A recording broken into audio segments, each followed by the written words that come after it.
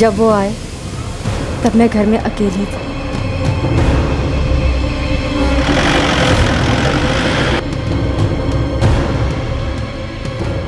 ये तीसरी बार था कि वो मेरे पति की गैर मौजूदगी में बिना बताए घर आए थे।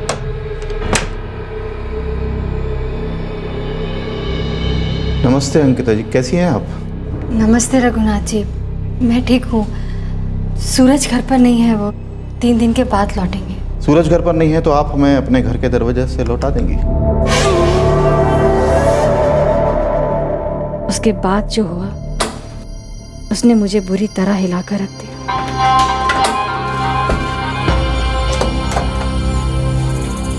देखिए, आप प्लीज मुझे इस तरह से परेशान मत कीजिए। जब सूरज घर पर हो तभी आइएगा। अभी आप प्लीज यहाँ से चले जाइए। अरे वो आपका बेटा धनुष स्कूल से लौटा नहीं क्या? नहीं, कहीं दिखाई नहीं दिया ना?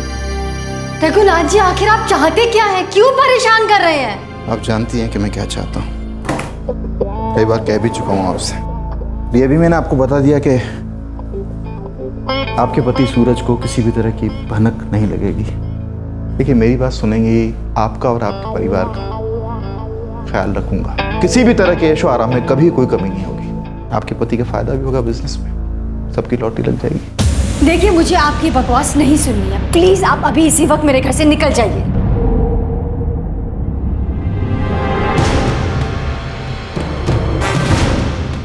MLA हूं मैं, ऐरा गैरा नत्थू खैरा नहीं। तुम्हें पता है मैं क्या क्या कर सकता हूँ? खुले आम तुम्हारे पूरे खानदान को रातों रात गायब करवा सकता हूँ, और कोई मेरा बाल भी वांका नहीं कर सकता। आप यहाँ से चले जाइए, वरना मैं शोर मचाऊंगी। हैं? मचाओ मचाओ शोर, मचाओ मचाओ शोर। जो भी आएगा उसको गोली मार दूंगा, और कोई मेरा कुछ बिगाड़ नहीं सकता। तुम्हारा पति अपने बिजनेस में फायदे के लिए मुझे यहाँ लाया था कि नहीं, भूल गई? हाँ, सबको बता दूंगा कि तुमने अपने पति के बिजनेस में फायदे के लिए क्या क्या किया। प्यार से पूछ रहा था, मान जाती। ये सब मुझे करना नहीं पड़ता। मुझे अच्छा लगा क्या? चलो चलो, बगैर आवाज की बेडरूम में चलो। चलो।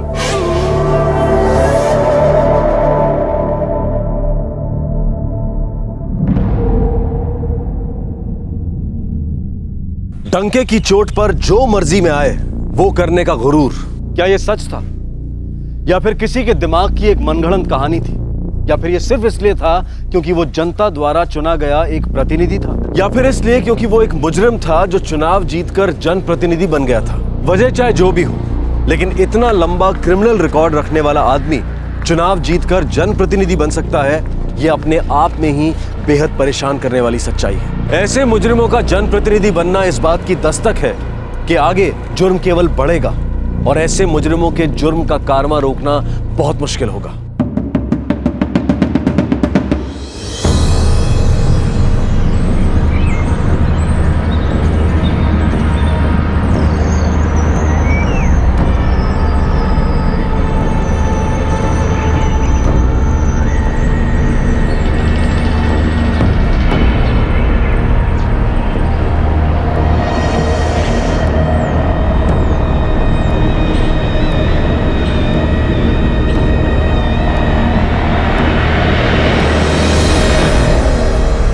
शांति दीदी,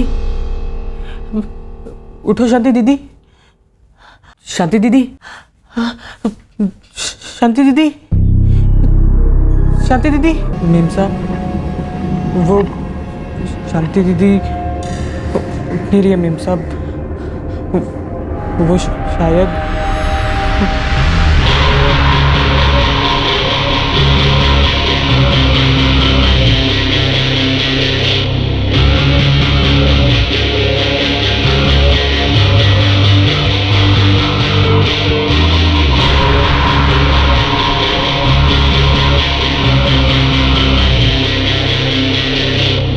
पूरब, तू अंदर बंगले में जा।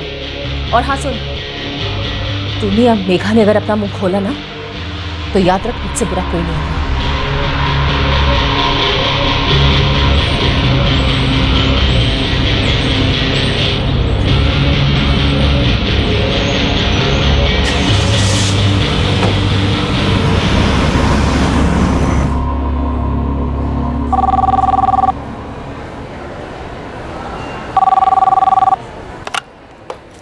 Police inspector Harish Govil, Sundarba police station. Inspector, हाँ मैं एमपी रघुनाथ बलराम बोल रहा हूँ। जी सर, बोलिए। सुंदरबा कॉलोनी वाले मेरे दूसरे बंगले में एक नौकरानी ने खुदकुशी कर ली है। अभी अभी मेरी पत्नी अभिलाषा का फोन आया था, आप जितनी जल्दी हो सके वहाँ पहुँचिए। ठीक है सर, हम तुरंत पहुँचते हैं।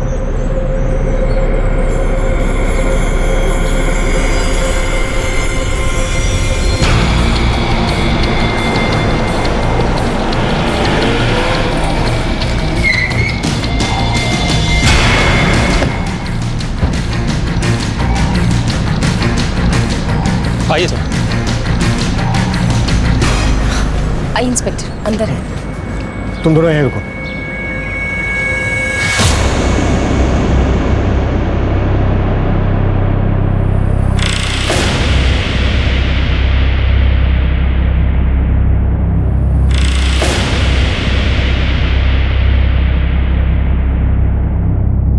इंस्पेक्टर, वो वहां से गिरी थी और सबसे पहले उसे पूरब ने ही वहां पड़े हुए देखा। जरा ठीक से बताइए, वो एग्जैक्टली कहाँ गिरी? साहब यहाँ पे गिरी थी।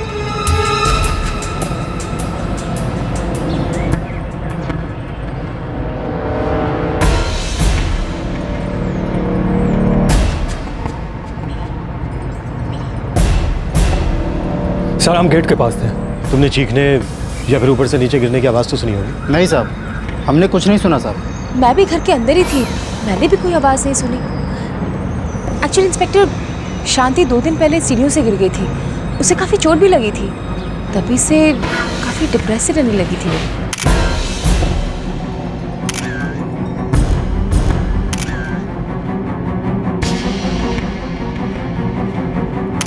सुनो, दीवारों पर इन निशानों के फोटो लो और वहां भी।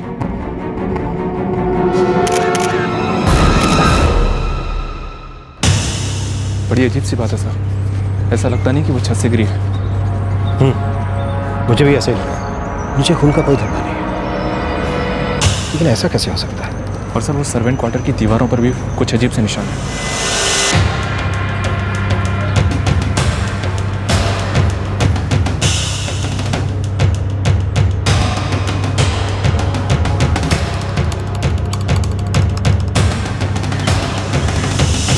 शांति का परिवार कहाँ रहता?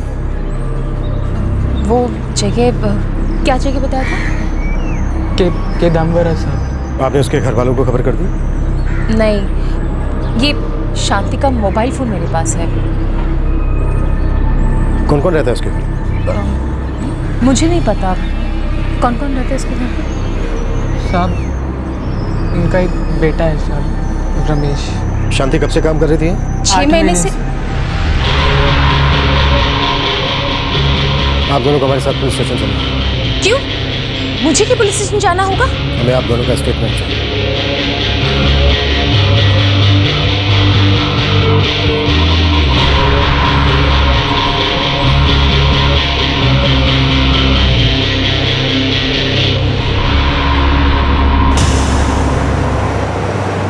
जो दिख रहा है वो सच नहीं है, वो कुछ और। यस सर, उनका नौकर पूरा बहुत डरा हुआ लगता है। उसकी बॉडी पर कई सारे निशान हैं, जैसे उसे बहुत बुरी तरह से मारा गया हो। कुछ तो है जो ये लोग छिपा। एक एमपी के घर में काम करने वाली नौकरानी की मौत हो जाती है। एमपी खुद पुलिस को फोन करके बताता है कि मौत छत से गिरने की वजह से हुई है। उसकी पत्नी ने जो बयान दिया था वो पुलिस को ठीक नहीं लगा था।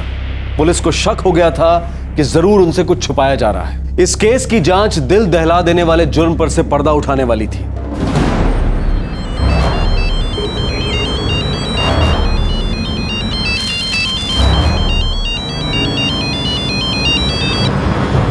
हेलो। रमेश मंडल बोल रहे हैं? हाँ। शांति मंडल तुम्हारी माँ है? क्या हुआ? आप कौन बोल रहे हैं? तुम्हारी माँ की मौत हो चुकी है, तुम फौरन गुड़गांव आ जाओ। देखिए साहब, पिछले 8 महीने से मेरी माँ से बात नहीं हो पाई है। जब से वो दिल्ली काम करने गई है तब से। तुम बस गुड़गांव आ जाओ, सुंदरबा पुलिस स्टेशन आ जाना।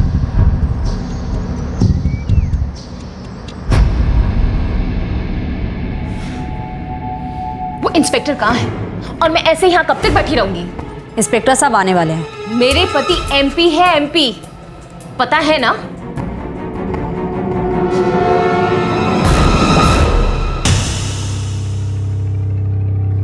पूरा मुझे लग रहा है तुम किसी बात पर डरे हुए हो। शायद शांति छत से नहीं गिरी और तुम्हें पता है सच क्या है। मुझे लग रहा है कि घर में कुछ चल रहा है, हो कुछ और रहा है और दिखाया कुछ और जा रहा है। साहब, मैंने 3 दिन से कुछ नहीं खाया है साहब। बहुत कमजोरी महसूस हो रही है। इसके लिए कुछ खाने के लिए लेकर आओ और हाँ, 1 कप चाय भी लेकर आओ जल्दी।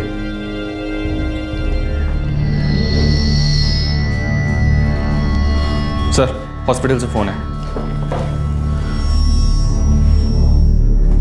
पूरब, तुम्हें यहाँ किसी से डरने की जरूरत नहीं। पहले तुम खाना खा लो, हम बाद में बात करते हैं। शबा, तुम यहीं रुको।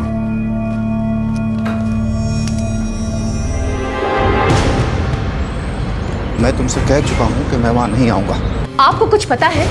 इन लोगों ने मुझे यहाँ पुलिस स्टेशन में बिठा के रखा है। इन लोगों का दिमाग खराब हो गया है। अभिलाषा, मैं साफ साफ बता रहा हूं कि मैं इस मामले में पड़ने वाला नहीं हूं। अब इस मुसीबत से तुम खुद ही निकलो।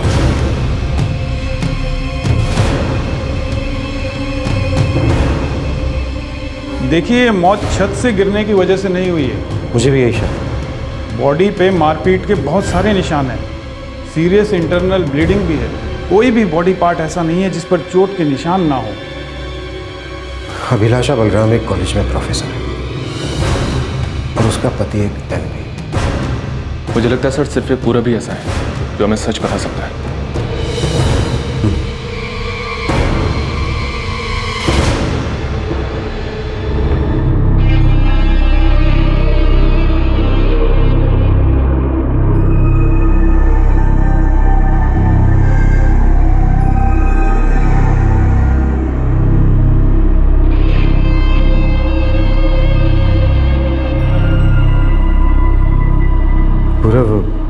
कुछ और चाहिए? नहीं सर। पूरब, ये हम अच्छी तरह से जानते हैं कि शांति की मौत ना तो खुदकुशी है और ना ही हादसा, बल्कि एक मर्डर केस है। साफ पता चलता है कि शांति को पीट पीट कर मारा गया। लेकिन तुम डरो मत, ये लोग चाहे जो भी हो, एमपी, प्रोफेसर, जरूर पकड़े जाएंगे, विश्वास करो। जो पूरब ने पुलिस को बताया वो बर्बरता और अमानवीय यातना की एक घिनौनी दास्तान थी, एक विकृत मानसिकता की दास्तान थी। साहब, मैं 1 साल पहले रघुनाथ जी के घर में काम करने आया था। मेघा दीदी वहाँ पहले से ही काम कर रही थी साहब। साहब के दोस्त हैं माजीगढ़ में, उन्होंने इसे भेजा है। ठीक है। रघुनाथ जी को एक नौकर की ज़रूरत है, तो मेरे बाबूजी ने मुझे उनके घर में काम करने को भेजा साहब। रघुनाथ जी उस बंगले में नहीं रहते क्या? नहीं साहब, वहाँ मेम साहब और उनका बेटा ही रहते हैं। रघुनाथ जी वहाँ कभी कभी आते हैं साहब। ये जो तुम्हारी मेम साहब हैं, ये बहुत मारपीट करती है क्या?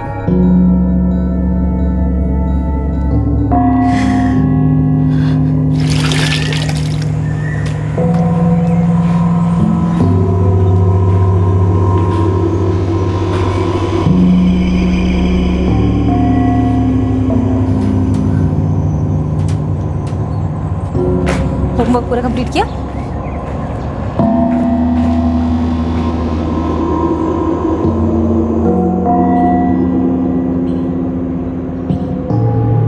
मेघा, यहाँ की सफाई नहीं हुई अभी तक? मेम साहब, मैं बस करने ही वाली थी। यहाँ की सफाई करने के बाद सीधा वहाँ चली गई और बीच की सफाई भूल गई। और जब मैंने पूछा तो जवाब दे रही हो कि अभी करने वाली थी। सच में मैं बस अभी वहाँ सफाई करने ही वाली थी। चुप!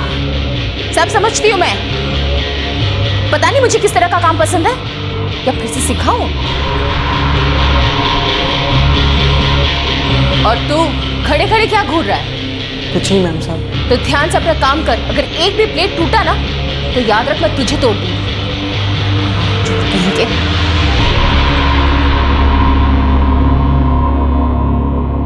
मेघा दीदी मुझसे कभी बात नहीं करती थी। उस दिन समझ आया कि वो इतनी डरी हुई क्यों रहती थी। एक बार मैंने गलती से रघुनाथ जी से शिकायत कर दी थी। मैं वहाँ से भागना चाहता था, मगर मुझे धमकी दी गई थी कि भागने पर सिक्योरिटी वाले मुझे गोली मार देंगे। घर के हर कोने में कैमरा था, यहाँ तक कि हमारे बाथरूम में भी कैमरा था। मैं और मेघा दीदी कपड़े पहनकर ही नहाते थे। हमारी कोई भी गलती मेम साहब कैमरे में पकड़ लेती थी। और फिर सर्वेंट क्वार्टर की दीवारों पर जो वो अजीब से निशान है, वो मेम साहब हमें बहुत ज़ोर ज़ोर से मारती थी। मारते मारते जब गलती से उनके हाथ से सरिया छूट जाता था तो वो दीवार पर लगता था।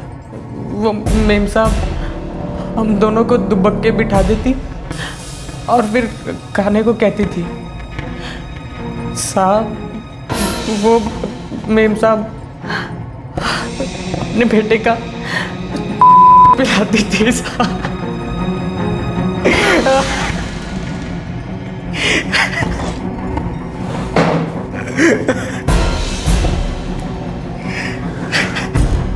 शांति वहाँ 8 महीने पहले आई थी।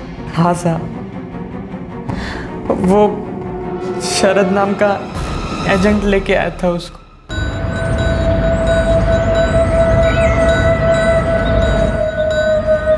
मैडम किडम्बरा से आई है। वो तो ठीक है, लेकिन काम में अच्छी है। जी, दरअसल मैं इसे किसी और क्लाइंट के लिए लाया था। रघुनाथ जी का फ़ोन आया, इसलिए मैं इसे यहाँ ले आया। ठीक है, आज से काम शुरू कर दो।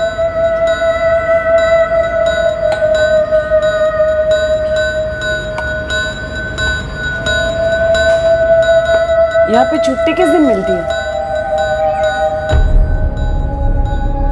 क्या हुआ?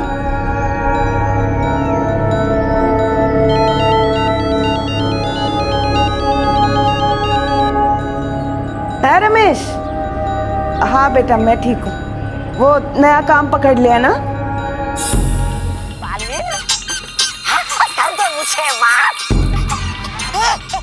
तुम्हारे पास फोन है?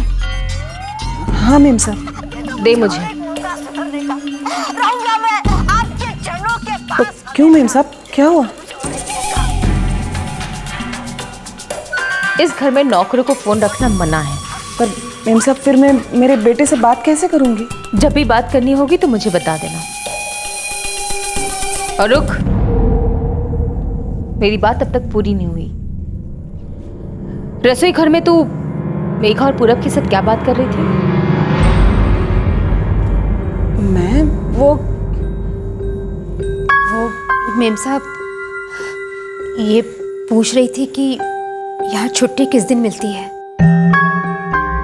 हाँ बस मैंने पूछा कि छुट्टी। जब ये दोनों तुम्हें समझा रहे थे कि काम करते वक्त बात नहीं करनी चाहिए तो तुम्हें समझ में नहीं आ रहा था? मेम साहब काम करते करते बात कर ली तो क्या हो गया?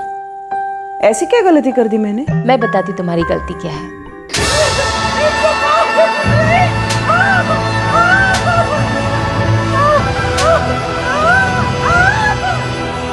तुम तीनों, सुना तुमने? तीनों अपने अपने हाथ टेबल पर रखो।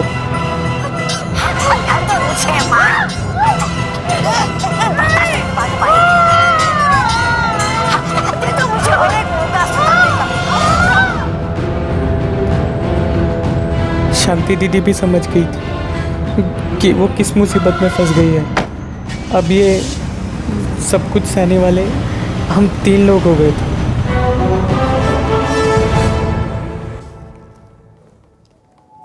शांति की मौत अभिलाषा के पीटने की वजह से हुई थी। जी सर, हमने उन्हें बहुत इशारे किए पर वो हमारे इशारे समझ नहीं पाए। हमने उन्हें कहा कि बात मत करो, पलट कर जवाब मत दो, चुपचाप सहने की आदत डाल लो। यहाँ से बचने का कोई रास्ता नहीं है।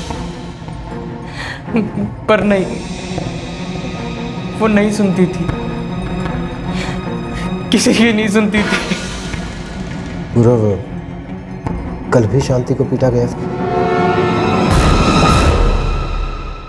आलू गोभी और प्याज के पकौड़े, मेरी फ्रेंड 4:30 बजे तक आ जाएगी, इसलिए तब तक सब कुछ तैयार हो जाना चाहिए, ठीक है? और हाँ, मुझे मेरे घर का एक एक कोना साफ चाहिए। और ये देखो किचन कैसे फैला के रखा है सब कुछ। हो सकता है मेरी फ्रेंड मेरे साथ किचन में आए, मुझे सब कुछ साफ चाहिए। और हाँ, वो मेघा और पूरब को मैंने किसी काम से बाहर भेजा है, इसलिए सब कुछ तुम्हें अकेले ही करना होगा।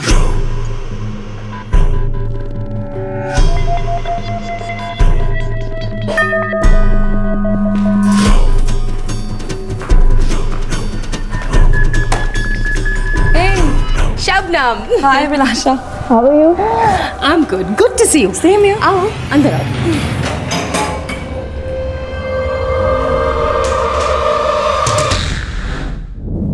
वेरी नाइस पेंटिंग अभिलाषा, कहाँ से मंगाई? थैंक्स, ये रघुनाथ के एक दोस्त उनके लिए स्विट्जरलैंड से लाए थे। नाइस ना? Very nice. वैसे वो है कहाँ? हमेशा की तरह ट्रैवल कर रहे हैं, तुम्हें तो पता ही उनका स्केड्यूल कितना बिजी रहता है।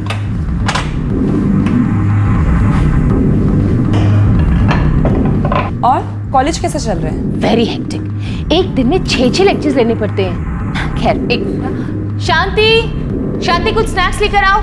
जी मैम साहब। हाँ बिलाई।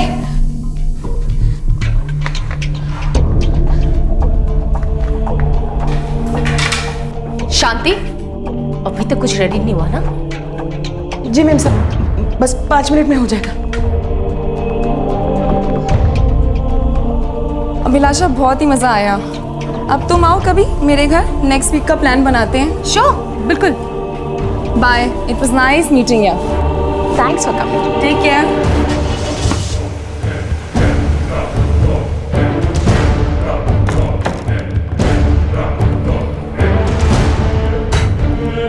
मैंने तुमसे कहा था ना कि 4:30 बजे तक सब कुछ तैयार हो जाना चाहिए।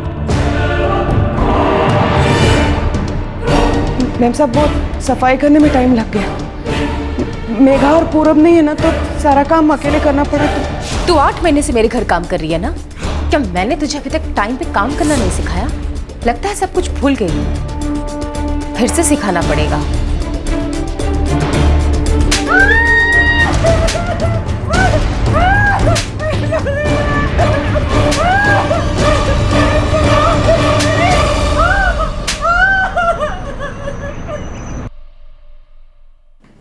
मेम साहब ने दीदी को सरिये से बहुत बुरी तरीके से मारा था। जब हमने उनको कमरे में छोड़ा था तब वो जिंदा थी। इसे इसके कमरे में छोड़ कर आओ, और याद रखना, आज इसे कोई खाना वाना नहीं मिलेगा। जाओ।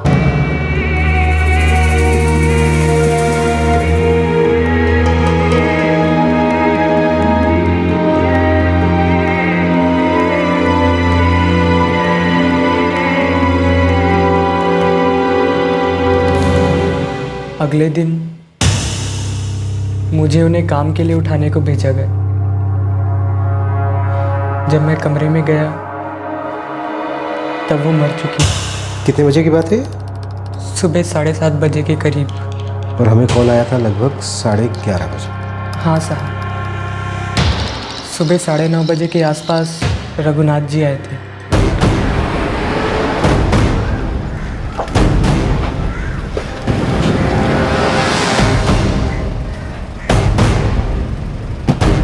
तुम अपने गुस्से पर काबू रखना कब सीखोगी? कितनी बार तुम्हें समझा चुका हूं, तुम्हारी समझ में नहीं आता। अब भुगतो। एक 2 कौड़े की नौकरानी के लिए आप मुझ पर चिल्ला रहे हैं? अरे तुम्हें कुछ समझ में भी आ रहा है क्या? तुमने उसे मार डाला है, वो भी घर के अंदर, और इस बात का दोनों नौकरों को भी पता चल गया। हाँ तो अच्छा ही है ना, उनको भी सबक मिल गया होगा। तुम्हें कुछ पता भी है कि अगर ये सब मुझ पर आ गया तो मुझे इसकी क्या कीमत चुकानी पड़ेगी? तो आपके लिए क्या मुश्किल है? लाश को फेंकवा दीजिए कहीं। वैसे आपसे कौन पूछने वाला है? अब तुम इस सबसे बाहर रहो, मुझे अपने तरीके से काम करने दो।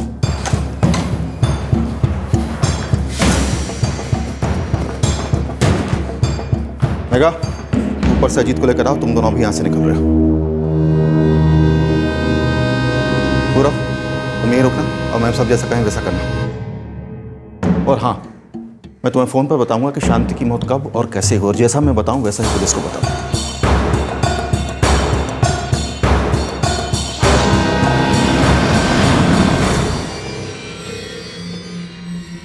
शांति छत से नीचे गिरी थी, ठीक है? सुना तूने मैंने क्या कहा?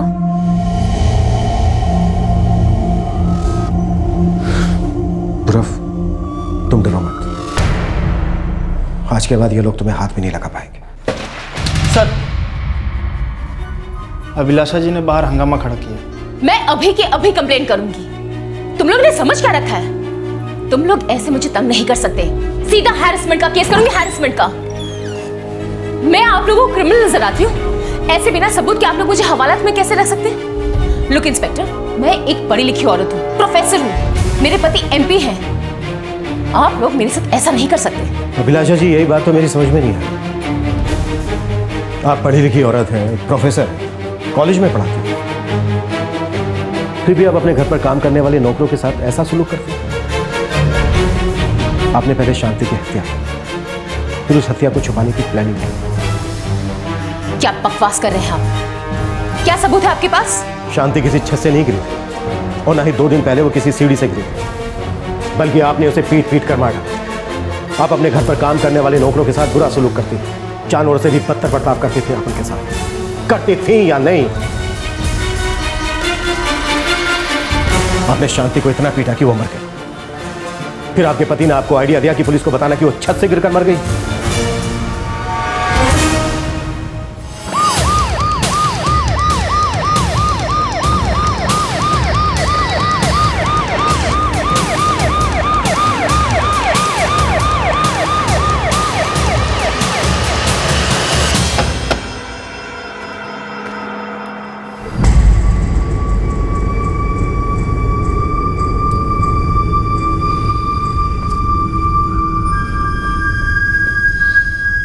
क्या हो रहा है सब? जब ये सब हुआ मैं इस शहर में नहीं था। मेरी वाइफ ने मुझे फ़ोन करके बताया इस घटना के बारे में। मैंने फ़ौरन आप लोगों को इन्फॉर्म किया। ख़त्म, दैट्स इट, जाइए। रघुनाथ जी, आपको अच्छी तरह से पता था कि आपकी पत्नी ने ही शांति की हत्या की। आप फौरन बंगले पर गए थे और इस खून को छिपाने की प्लानिंग भी आप ही ने की थी। हमें इस क्राइम की हर डिटेल पता चल चुकी है। ये क्या बकवास है? तुम्हें पता भी है तुम किससे बात कर रहे हो?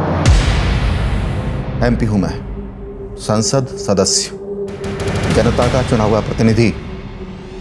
मैं सच की लड़ाई लड़ता हूं, तो फिर मैं किसी के खून के जुर्म को छुपाने का प्रयास क्यों करूंगा? हमारे पास आपके बंगले पर काम करने वाले पूरब का स्टेटमेंट है, और आपकी पत्नी अभिलाषा वो अपना जुर्म कबूल कर चुकी। ये हो ही नहीं सकता। आपकी पत्नी हमारी हिरासत में है, और हमारे पास आपके खिलाफ एक मुजरिम को छिपाने और सबूत मिटाने के लिए अरेस्ट वारंट है। देखो इंस्पेक्टर, तुम समझ नहीं रहे। मेरी पत्नी अभिलाषा मानसिक रूप से बीमार है। उसे अपने गुस्से पर काबू नहीं रहता। जो आपको कहना है आप कह सकते हैं, लेकिन हमारी हिरासत है।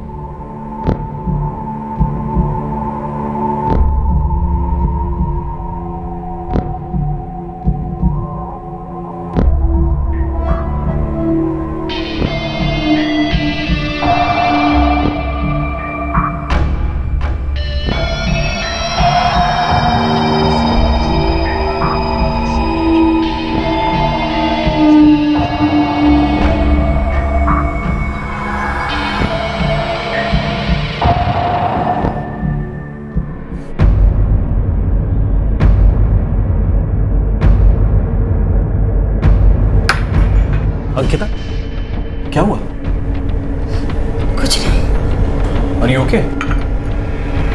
ये रघुनाथ बलराम की खबर पढ़ के परेशान है। मैं भी जानती हूँ, अगर मुझे अपना बिजनेस का काम ना होता ना, तो जैसे घटिया आदमी को कभी घर में भी ना घुसने देता।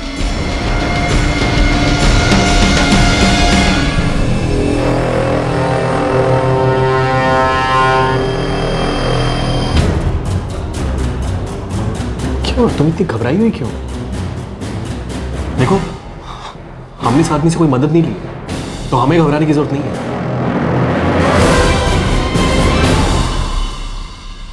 मैं आपको साफ साफ बता दूं कि जो कुछ भी मेरे घर में हुआ उसके लिए मैं जिम्मेदार नहीं हूं। मुझे मेरी पत्नी ने नौकरानी की मौत के बारे में बताया और मैंने फौरन आपको बता दिया। एक अच्छे नागरिक और जनप्रतिनिधि होने के नाते ये मेरी जिम्मेदारी थी कि इस हादसे की जानकारी मैं पुलिस को दूं, और मैंने अपनी जिम्मेदारी निभाई। सर, आपने इस हादसे के बारे में हमें सच नहीं बताया, बल्कि सच हमसे छुपाया। आपने इस जुर्म पर पर्दा डालने की कोशिश की। मैंने आपको वही बताया जो मेरी पत्नी ने मुझे बताया था। अब सच क्या है झूठ क्या है इसका मुझे पता नहीं। मैं कोई भगवान नहीं हूं और ना ही मैंने कोई इन्वेस्टिगेशन एजेंसी खोल के रखी हुई है। रघुनाथ जी, जब आप घर पहुंचे तो इसकी आपको पूरी जानकारी थी।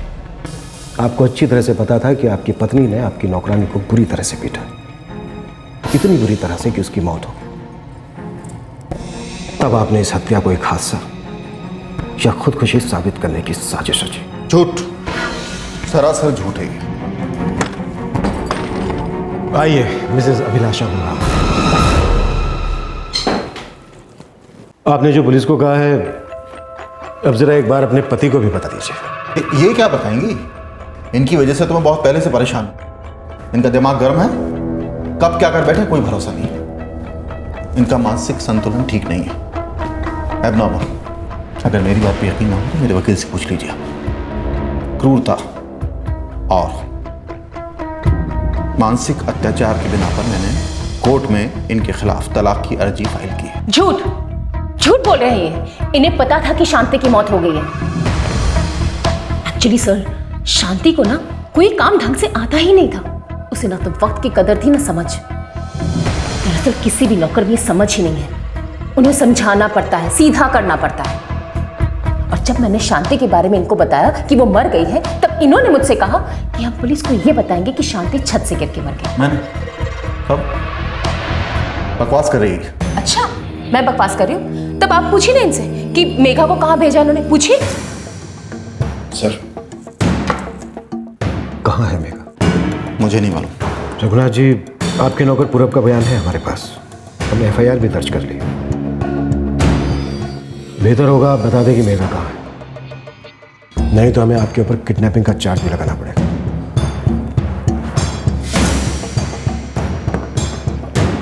मैंने उसको अपने दोस्त के यहाँ छोड़ा हुआ है, मंगतराम कॉलोनी में। मैं नहीं चाहता था कि ये सब मेरे बेटे के सामने।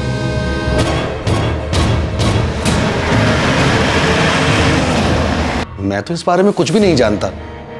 रघुनाथ जी ने मेघा और अपने बेटे को यहाँ भेजा था और मुझसे कहा था कि मैं कुछ दिन इनकी देखभाल करूं। मैंने आज ही अखबार में एक खबर पढ़ी है। आपको पुलिस को खबर करनी चाहिए थी।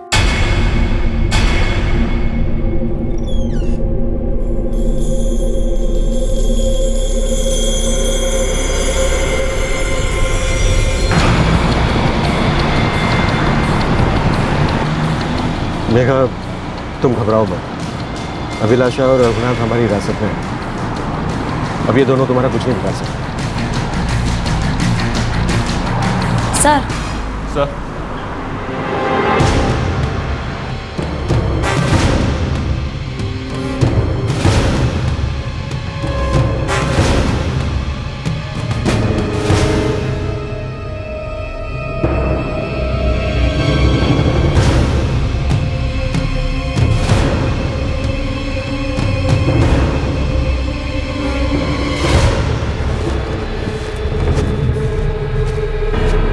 बहुत बुरी तरह से जख्मी है और लगता है कि उसने कुछ खाया भी नहीं है। जिनके घर पे ये काम करती थी उन्होंने इसकी हालत की। बेहतर होगा कि इसे हॉस्पिटल में एडमिट करा जाए और इसका अच्छे से इलाज करा जाए। हॉस्पिटल में उसके पास कुछ कांस्टेबल तैनात कर दो। हमें मेघा और पूरब की हिफाजत करनी होगी। ये लोग बहुत खतरनाक हैं और बेरहम भी। और हाँ, अभिलाषा जिस कॉलेज में पढ़ाती है वहाँ जाकर उसके बारे में सारी डिटेल्स भी निकालो। Yes sir.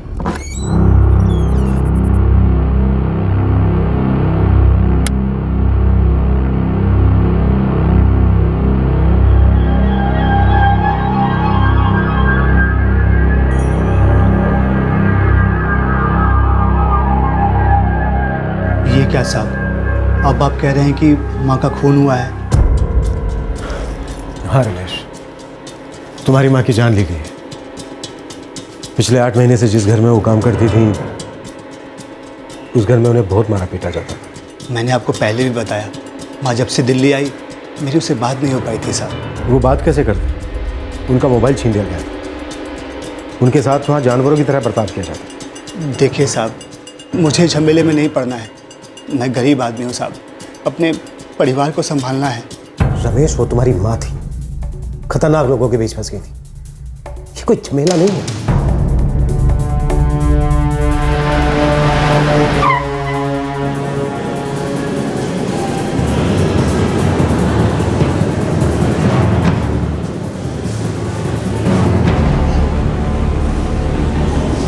मिसेज अभिलाषा बलराम पिछले 2 सालों से हमारे यहाँ काम कर रही है और बस 2 महीने पहले ही हमने उन्हें अपना परमानेंट स्टाफ बनाया है। अच्छा, आपको कभी इस बात पे शक हुआ था कि उनका मानसिक संतुलन बिगड़ा हुआ था? मेरा मतलब किसी स्टूडेंट के साथ कोई बुरा बर्ताव? जी नहीं, कभी ऐसी कोई शिकायत नहीं आई थी, बल्कि हमें तो ये सब कुछ सुनकर बहुत अजीब लग रहा है।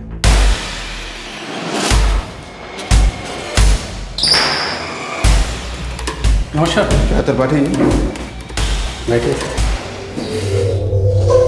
त्रिपाठी, किसी भी तरह मुझे इस झमेले से बाहर निकालो। सर, कल पुलिस आपको कोर्ट में पेश करेगी, तब तक कोई ना कोई रास्ता निकाल ही लेंगे। इस औरत ने परेशान करके रख दी। ज़रा सा सब्र रखिए।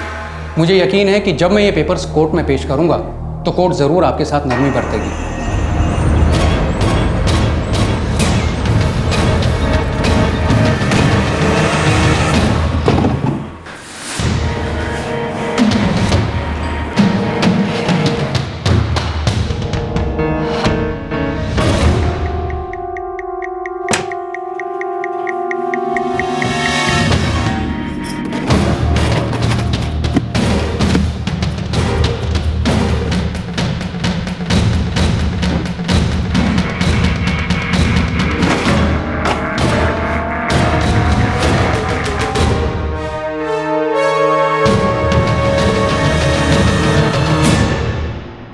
मेरे पति ने मुझे छोड़ दिया था,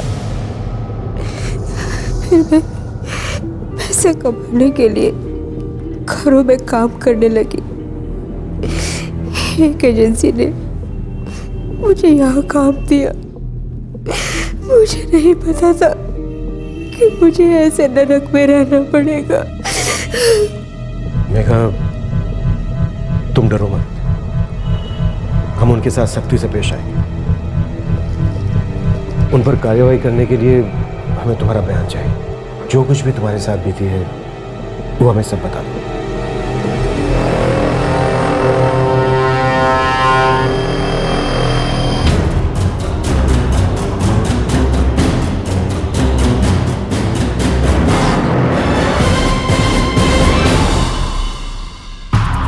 जी हाँ, अभिलाषा बलराम मेरी ही पेशेंट है। कब से?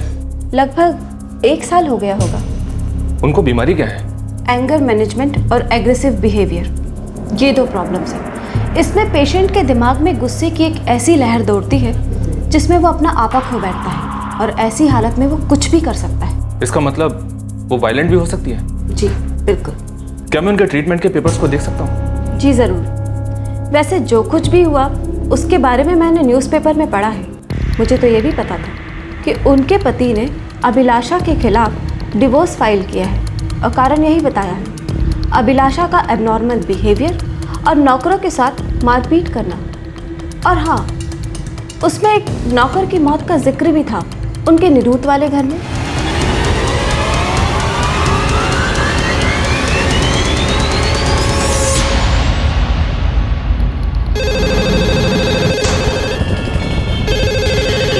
ज़रूर, मैं सारे पेपर्स भेज देता हूँ। उसकी मौत 2010 में हुई थी वो एक एक्सीडेंट। वैसे रघुनाथ बलराम के खिलाफ कई केसेस दर्ज हैं। आप कहें तो मैं सारे पेपर्स भेज देता हूँ।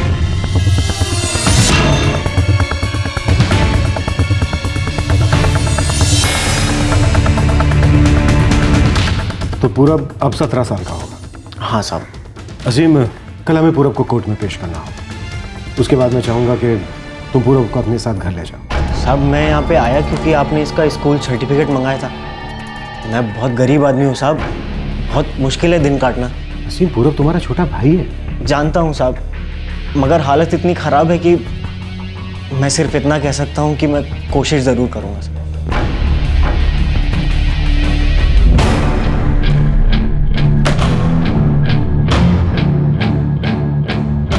सर, रमेश, वो शांति का बेटा,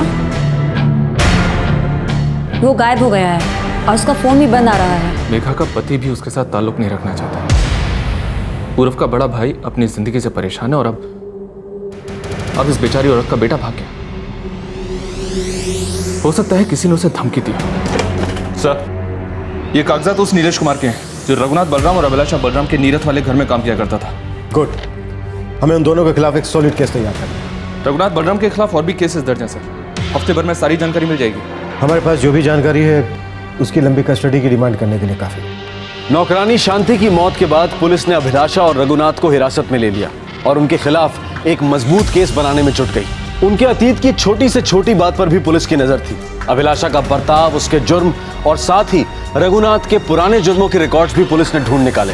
सर, मेरे क्लाइंट एक इज्जतदार आदमी है, जनता के प्रतिनिधि हैं, वो कानून का पूरी तरह से पालन करने वाले हैं और इसीलिए जैसे ही इनकी पत्नी ने इन्हें इनके घर में हुई इनकी नौकरानी की मौत की सूचना दी तो इन्होंने तुरंत ही पुलिस को रिपोर्ट किया।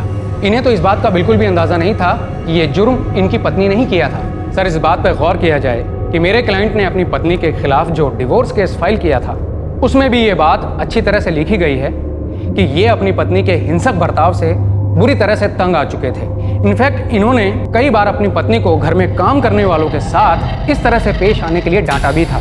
सर, मेरे क्लाइंट का इस जुर्म से कोई लेना देना नहीं है और ना ही इनका किसी तरह का कोई गलत इरादा था।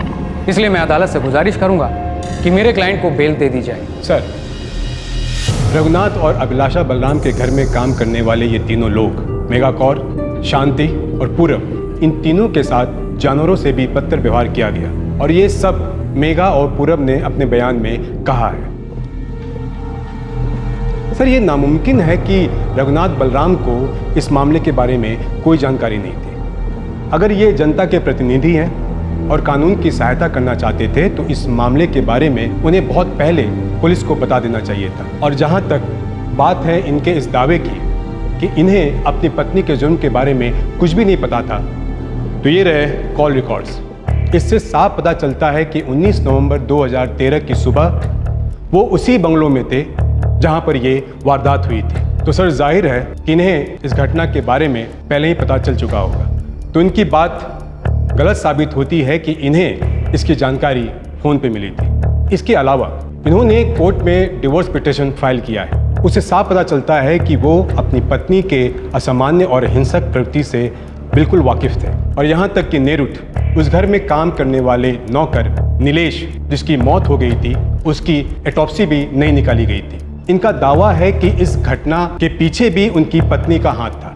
हमारे पास सारे सबूत हैं कि इन सारी घटनाओं के बारे में उन्हें पहले से जानकारी थी, लेकिन वो अपनी पत्नी को बचाते आए। और सर, ये भी हो सकता है कि रघुनाथ बलराम अपनी पोजीशन का इस्तेमाल करके गवाहों पर दबाव डालने की पूरी कोशिश करेंगे। मेरी कोर्ट से दरख्वास्त है, इन सारे बातों को ध्यान में रखते हुए रघुनाथ बलराम की पुलिस रिमांड को आगे बढ़ाया जाए। ये कोर्ट रघुनाथ बलराम और अभिलाषा बलराम की जमानत की दरख्वास्त को नामंजूर करती है। इन्हें 14 दिन की न्यायिक हिरासत में भेजा जाता है।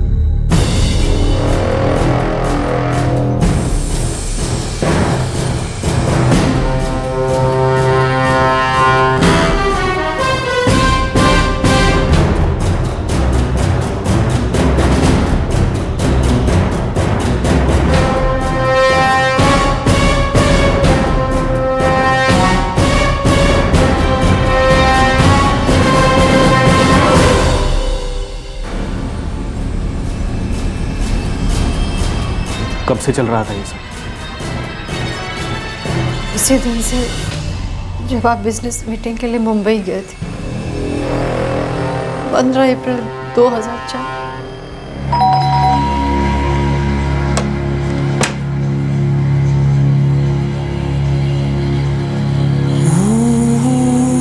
उसके बाद से वो हर दूसरे तीसरे दिन घर आ जाया करता था।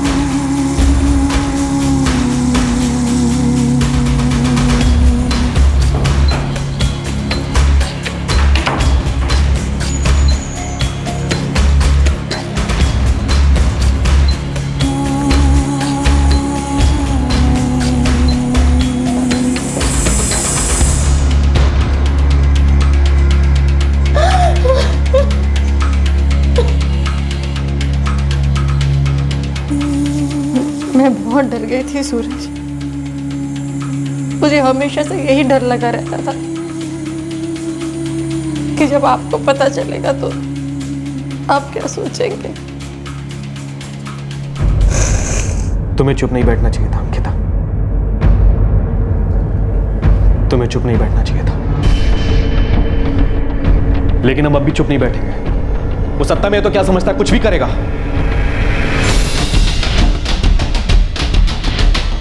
अंकिता आहूजा एक हाउसवाइफ अब जाकर अपने पति को बताती है कि रघुनाथ बलराम, जो कि एक जनप्रतिनिधि है, उसने 2004 से लेकर 2008 तक उसका शोषण किया। क्या अंकिता के इल्जाम का कोई मूल आधार था, कोई सच्चाई थी? वो चुपचाप ये सब सहती रही। ये बात कैसे इस हद तक पहुंच गई कि वो बंदूक उठाकर उसका नाजायज फायदा उठाने के लिए उसके घर में घुस आया? तो ये सब कुछ 4 साल तक चलता रहा। सर देखिए, मैं जानता हूं कि आप हमसे पूछेंगे हमने पहले कंप्लेंट क्यों नहीं की। एक औरत होने के नाते ही घबरा गई थी कि इन सब में मैं इन्हें गलत समझूंगा। फिर जब इन्होंने रघुनाथ बलराम की खबर अखबार में पढ़ी तो इन्होंने हिम्मत जुटाई और सारी बात मुझे बताई। पर आप रघुनाथ बलराम को कैसे जानते हैं? मेरे एक दोस्त की जानकारी में उनसे मुलाकात हुई। मैं अपने बिजनेस को बढ़ाने के सिलसिले में उनसे मिलना चाहता था। फिर एक दिन मैंने उन्हें घर पे खाने में बुलाया।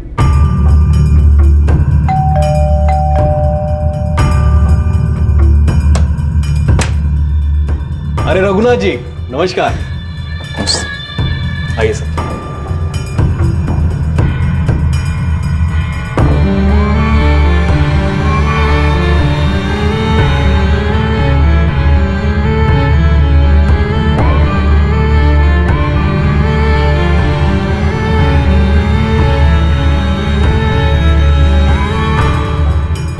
सर मुझे जरा भी अंदाजा नहीं था क्यों घटिया आदमी इस तरीके से मेरे शहर से बाहर जाने का फायदा उठा और मेरे घर पहुंच जाए। मैं तो ये भी नहीं जानता कि उसे मेरे शहर से बाहर जाने का पता कैसे चलता।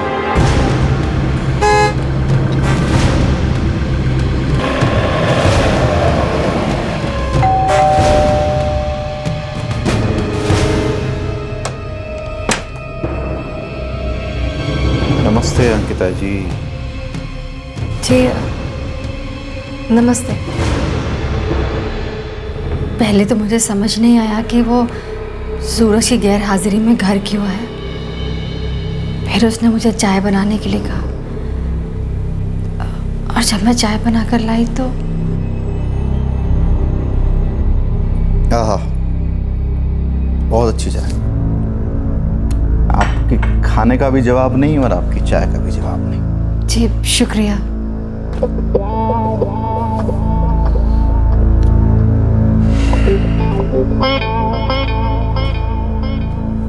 अंकिता जी,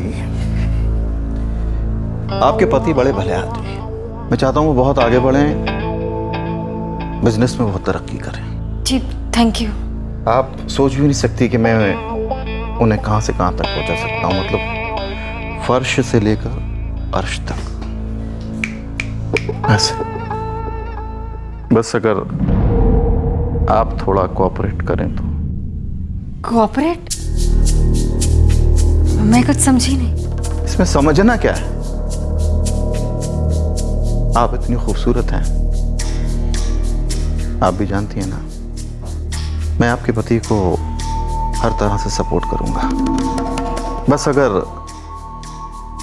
आप भी मुझे थोड़ा सपोर्ट करें तो। रघुनाथ जी, ये क्या बात कर रहे हैं आप? देखिए, मैं कोई ऐसी वैसी औरत नहीं हूँ और इस तरह की बातें मुझे बिल्कुल पसंद नहीं है। यार, मुझे घुमा फिरा के बात करने की आदत नहीं है, साफ साफ कह रहा हूँ। मेरे साथ तो देखिए,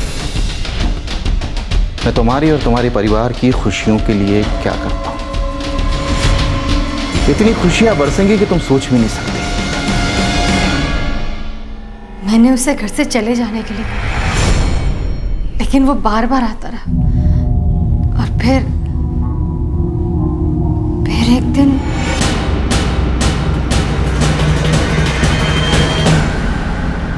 वो हर बार घर पे आता और बंदूक की नोक पे मेरे साथ जबरदस्ती करता।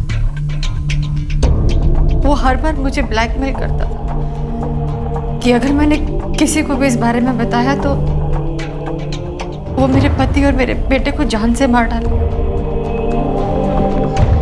इसलिए मैं सूरज को कभी इस बारे में कुछ नहीं बताया। अब जब न्यूज़पेपर में मैंने पढ़ा तो बहुत मुश्किल से हिम्मत जुटा पाई ये सब कुछ सूरज को बताने की। ये सन 2004 से 2008 के बीच हुआ है, यानी कि 5 साल पहले। देखिए, मेडिकली कुछ भी साबित नहीं किया जा सकता। मुझे अपने सीनियर से बात करनी है।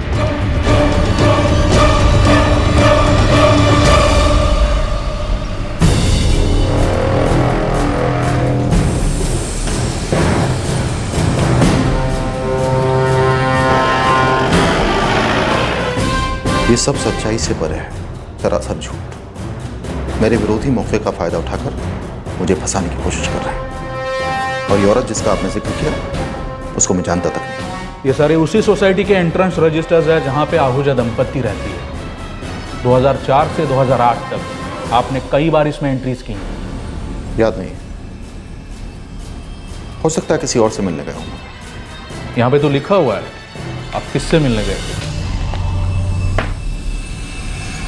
सूरज आहूजा, आपने लिखा हुआ। किसके इशारे पे काम कर रहे हो तुम? ये सब फर्जी है ना? मनगढ़ंत कहानियां बनाकर मुझे बदनाम करने की कोशिश की जा रही है। किस किस्म के झूठे आरोप लगा रहे हो तुम मुझ पर? जानते हो मैं कौन हूं? एमपी हूं मैं, और तुम एक मेंबर ऑफ पार्लियामेंट को तंग कर रहे हो। बहुत महंगा पड़ेगा। मैंने आसपास के लोगों से पता किया है, ये आहूजा दंपत्ति की बात सच लगती है।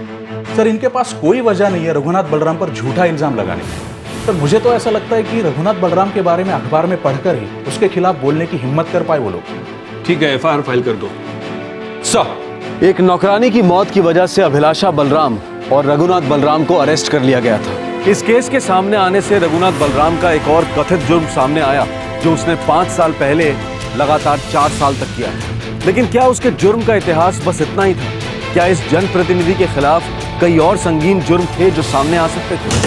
सर, इस रघुनाथ बलराम के बारे में हमें कई सारी जानकारी मिली है। कोई और गड़े मुर्दे बाहर आए हैं क्या? जी हाँ सर, बहुत सारे। पहले ही एमएलए था, उसके बाद एमपी बना। कॉलेज के दिनों से ही कई सारी क्रिमिनल एक्टिविटीज में इसका इन्वॉल्वमेंट था। गैंग चलाया करता था वहाँ पर। ये देखिए, Raghunath Balram inter zonal gang number 45 में लिस्टेड है। उसे 2001 में हिस्ट्री शीटर घोषित किया जा चुका है और उसका हिस्ट्री शीट नंबर है 23X।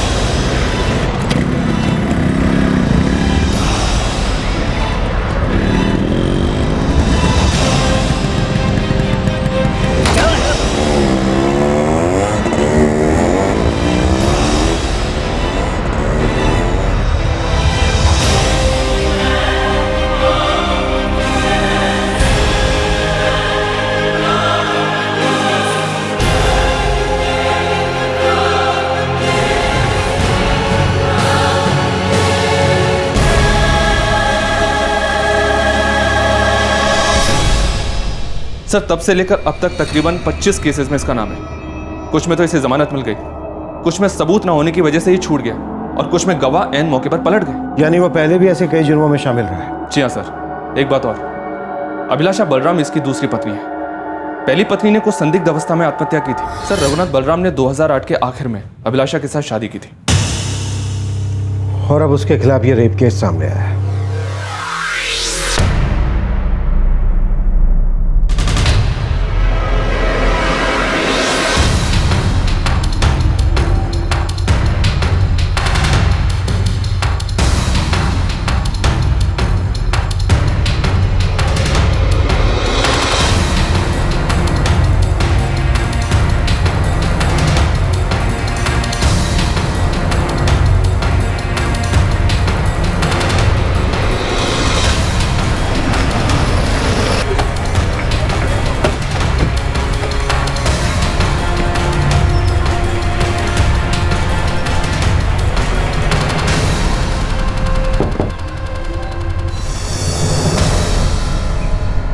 जी रमेश मंडल, वो तो अंदर है। बुलाओ उसे।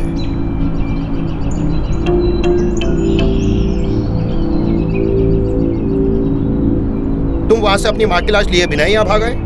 मैं क्या करता साहब, उन्होंने पहले फ़ोन पे कहा कि माँ के साथ कोई दुर्घटना हुआ है, फिर वहाँ गया तो बोला साहब कि माँ का खून हुआ है। देखिए साहब, मुझे इस पचड़े में नहीं पड़ना है साहब, और वैसे भी पिछले 8 महीने से माँ का कुछ भी अता पता नहीं था साहब। तुम्हें अभी फौरन पुलिस को रिपोर्ट करना है, और तुम्हारी माँ की लाश अभी भी मुर्दा घर में पड़ी है। देखिए साहब, ऐसा मत कीजिए, मेरा परिवार है यहाँ पे, गरीब आदमी हूँ साहब, दया कीजिए। तुम्हें अभी हमारे साथ चलना होगा।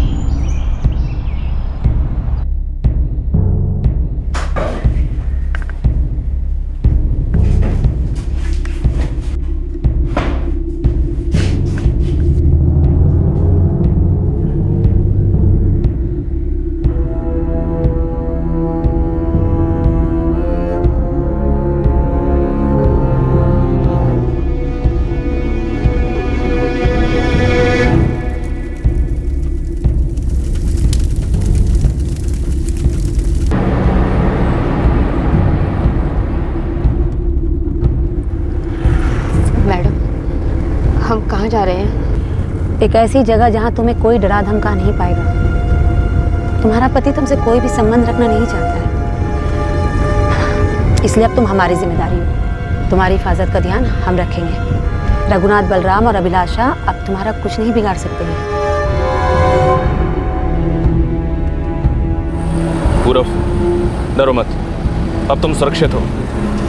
कोई भी तुम्हारा कुछ नहीं बिगाड़ सकता। हम तुम्हें पुलिस प्रोटेक्शन देंगे।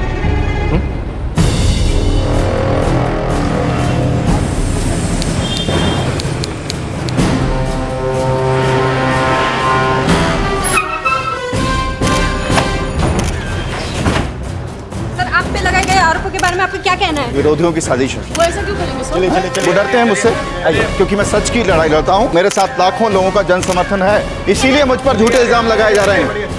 लेकिन मैं उन सबको ये बता देना चाहता हूँ कि हमेशा की तरह इस बार भी मैं विजयी होकर लौटूंगा। सर, मेरे क्लाइंट रघुनाथ जी और अभिलाषा जी ने पुलिस की जांच में पूरा सहयोग दिया है। चार्जशीट फाइल होना अभी तक बाकी है, इसलिए मेरी अदालत से गुजारिश है कि उनकी बेल एप्लीकेशन को मंजूर कर लिया जाए। और मेरे क्लाइंट के ऊपर जो रेप का केस है वो भी फर्जी है। इनका एक 4 साल का बेटा है जो इस वक्त मेरे क्लाइंट के दोस्त के घर बिना अपने माँ बाप के रह रहा है। मैं अदालत से निवेदन करूंगा कि किसी भी तरह का फैसला लेते वक्त उस बच्चे के भविष्य के बारे में जरूर सोचा जाए। सर, इस केस के दोनों आरोपी रघुनाथ बलराम और अभिलाषा बलराम अपने घर में काम करने वालों के साथ कई सालों से अत्याचार करते आए हैं। इनके घर पर जिस औरत की मौत हुई है उसके साथ भी बड़ी बेरहमी के साथ मारपीट की गई थी। इस केस के 2 गवाह उनके घर में काम करने वाले नौकर हैं। प्रोसिक्यूशन का मानना है कि रघुनाथ और अभिलाषा अपने गवाहों पर दबाव डालने की पूरी कोशिश करेंगे। रघुनाथ बलराम ऐसे कई सारे केसेस से बच चुके हैं जहां आखिरी मौके पर गवाह अपना बयान देने से मुकर गए थे। अब तो इन पे रेप का मामला भी दर्ज है। प्रोसिक्यूशन का मानना है कि रघुनाथ बलराम अपने गवाहों को डराने की पूरी कोशिश कर सकते हैं। 4 साल तक रघुनाथ बलराम उन्हें डरा धमका कर उनके साथ गुनाह करते आए हैं। ये कोर्ट मिसेज अभिलाषा बलराम को इनके हिंसक व्यवहार के हिस्ट्री के तहत इनके बेल एप्लीकेशन को रिजेक्ट करती है और जुडिशियल कस्टडी के दौरान इनकी इलाज की सुविधा का आदेश देती है। इन दोनों के 4 साल के बच्चे के बारे में सोचते हुए ये कोर्ट रघुनाथ बलराम को अपनी पत्नी का जुर्म छुपाने के केस में बेल एप्लीकेशन मंजूर करती, लेकिन रेप केस में मिस्टर रघुनाथ बलराम की बेल एप्लीकेशन रद्द की जाती है और उन्हें जुडिशियल कस्टडी में भेजा जाता है।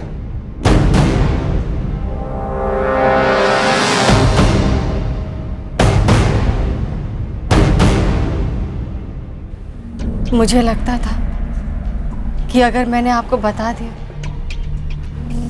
तो आप मुझसे नाराज हो जाएंगे, खुद से नाराज हो जाएंगे कि आप मेरे लिए कुछ नहीं कर पाए, मुझे बचा नहीं पाए।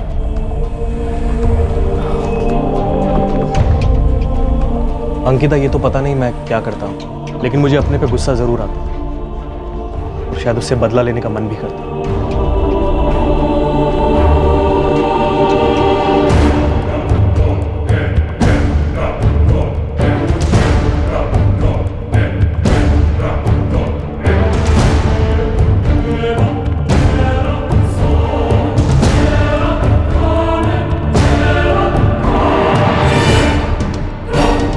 इतने सालों बाद सामने आए एक बलात्कार के केस में रघुनाथ बलराम को जमानत नहीं दी गई। वो एक ताकतवर आदमी था और सबका ये डर लाजमी था कि वो पीड़ित व्यक्ति या गवाहों को डरा धमका सकता है।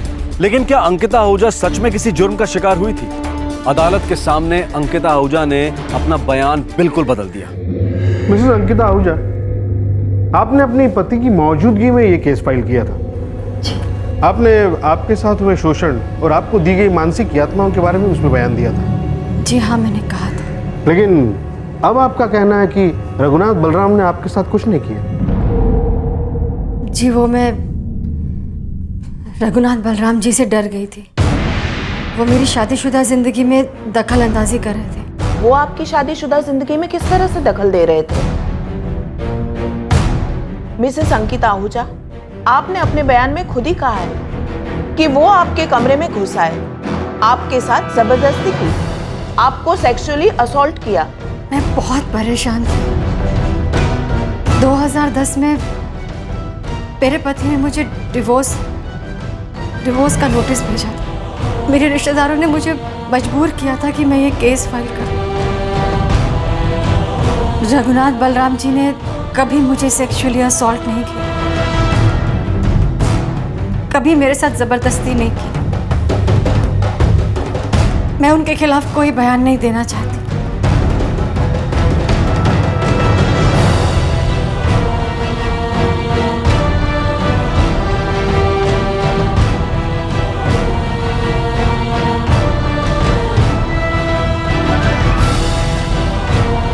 पुलिस ने अभिलाषा बलराम और रघुनाथ बलराम के खिलाफ चार्जशीट फाइल कर दी है। पुलिस ने अभिलाषा बलराम को जिन अपराधों के तहत बुक किया है वो है आईपीसी की धारा 302 के तहत हत्या के लिए, 307 के तहत हत्या का प्रयास करने के लिए, धारा 344 के तहत 10 या 10 से अधिक दिन तक किसी को गलत तरह से बंदी बनाने के लिए, 506 के तहत जुर्म के उद्देश्य से धमकाने के लिए और जुवेनाइल जस्टिस एक्ट के सेक्शंस लगाए गए हैं। रघुनाथ बलराम के खिलाफ जो एडिशनल चार्जेस लगाए गए हैं वो है आईपीसी की धारा 120 बी के तहत आपराधिक षड्यंत्र करने के लिए, 325 के तहत किसी को जानबूझकर चोट पहुंचाने के लिए, 201 के तहत सबूत मिटाने के लिए, 202 के तहत जुर्म की जानकारी देने का कर्तव्य निभाने की जगह जुर्म को छुपाने के लिए और 109 के तहत किसी कार्य को करने के लिए उकसाने के लिए, 370 के तहत किसी इंसान को गुलाम बनाकर खरीदने या बेचने के लिए और 374 के तहत गैर कानूनी जबरन मजदूरी करवाने के लिए। इलेक्टेड क्रिमिनल्स यानी जनता द्वारा चुनाव में जिताए गए मुजरिम।